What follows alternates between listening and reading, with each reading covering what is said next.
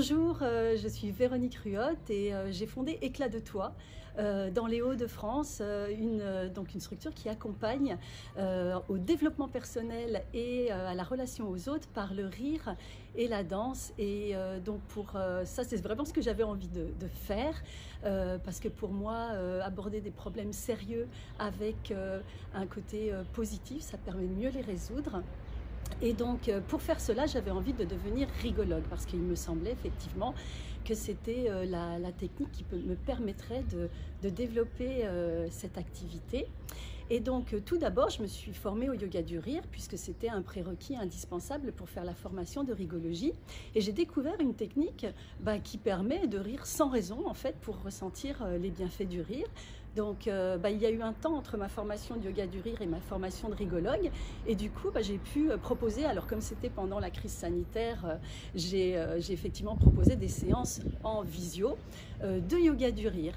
Et donc là, c'est vrai que je me suis rendu compte que vraiment j'étais dans ce que j'aimais faire.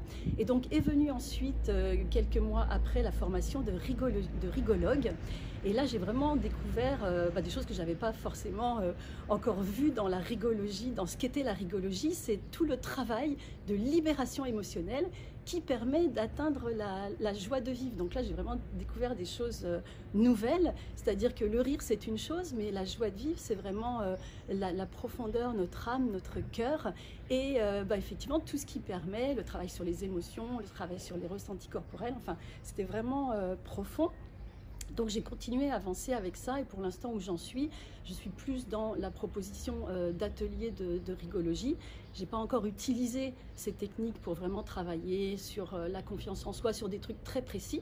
Mais voilà, j'avance avec ça et là je viens de finir ma formation de rigologie 2 et franchement je me posais des questions si je la faisais ou pas. Je me rends compte que c'était indispensable parce que j'ai vraiment revu, approfondi des choses que j'avais vues en rigologie 1 et mieux compris aussi tout ce qui concerne cette discipline.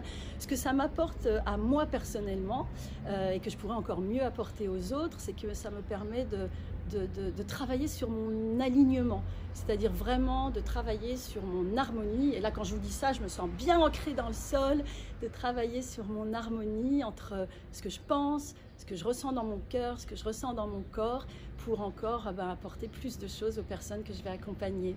Merci.